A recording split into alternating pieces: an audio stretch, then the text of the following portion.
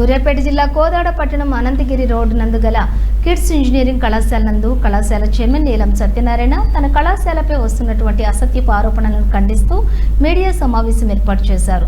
ఈ సందర్భంగా వారు మాట్లాడుతూ ఎన్నో వేల మంది విద్యార్థినులు వివిధ తమ కళాశాలల్లోని కోర్సులలో ఉత్తీర్ణులై ఎంతో మంది ఉద్యోగరీత్యా ఉన్నత స్థానాల్లో స్థిరపడి ఆహ్లాదకరమైన జీవితాన్ని కొనసాగిస్తున్నారని, అలాంటి ఉన్నత విద్యార్థినులను 90% పైన నియమ నిబంధనలకు అనుగుణంగా కళాశాలను నడుపుతూ జన్మదినం సందర్భంగా నిర్వహించిన మెగా రక్తదాన శిబిరం కోసం ఈ యొక్క కళాశాలను నేను నడుపుతున్నాను.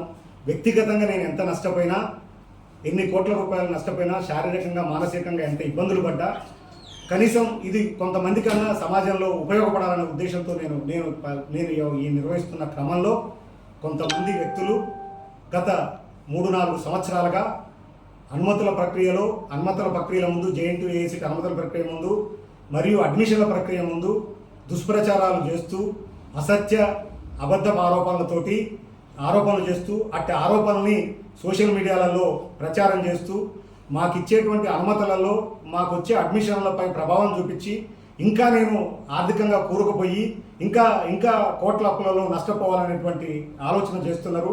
అటువంటి వాళ్లకు నా యొక్క హృదయపూర్వక నివేదన, అలా చేయటం వల్ల మీకు వచ్చేటువంటి ప్రయోజనం ఏమీ ఉండదు.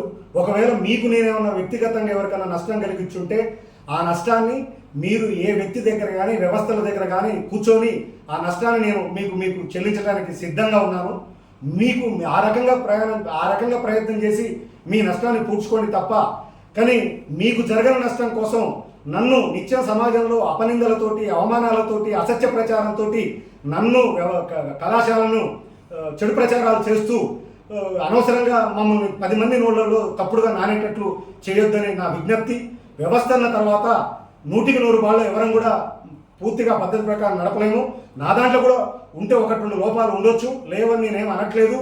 కానీ మీరు అతి లోపాలు తక్కువ ఉన్నటువంటి కళాశాలల స్థాయిలోనే మాది ఉంటుంది తప్ప లేకుండా ఉండదు. కాబట్టి దయచేసి నా పరిస్థితుల్ని, కళాశాల పరిస్థితుల్ని అర్థం చేసుకొని మీరు రావాల్సిన మార్గంలో మీకు ఏమైనా నష్టం జరిగి ఉంటే మార్గంలో వచ్చి మీ నష్టాన్ని పూడ్చుకోండి తప్ప, కానీ అటువంటి ప్రయత్నాలు చేయకుండా ఇలా బజార్లు వేయాలి, బంద్ చేయించాలనేటువంటి ప్రయత్నం కరెక్ట్ కాదు. లేదా మీరు కళాశాల బంద్ చేయించడమే ప్రధాన ఉద్దేశం అనేటువంటిది కనుక మీకు అటువంటి ఉద్దేశం ఉంటే చెబితే మీరు బంద్ చేయించడానికి ప్రయత్నం చేయటం, నేను దాన్ని ప్రతిసారి నా వివరణ ఇచ్చుకోవడం కోసం తిరగటం, సంవత్సరాల తరబడి నేను తిరిగేదానికంటే, వ్యవస్థల చుట్టూ, కార్యాలయాల చుట్టూ తిరిగేదానికంటే మీ ప్రధాన ఉద్దేశం అదే అయితే కూడా మీరు మీ ఉద్దేశాన్ని చెబితే నేను వెంటనే కాలేజీ మూసేయడానికి సిద్ధంగా ఉన్నా.